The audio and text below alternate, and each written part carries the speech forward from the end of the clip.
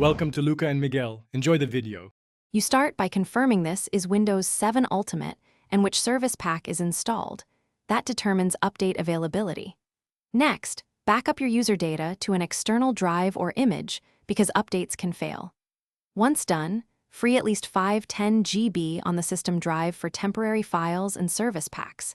Make sure your network is stable and temporarily disable third-party antivirus if it blocks installers. Now open Control Panel and navigate to Windows Update to begin scanning. After the initial scan, prioritize Service Pack 1 or the Convenience Rollup. These are foundational and reduce cumulative patches.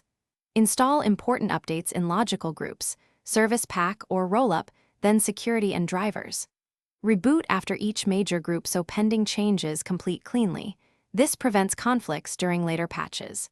If driver updates appear, install them after core system updates to avoid rollback loops. Monitor the updater for errors, and note KB numbers for any failed packages before retrying.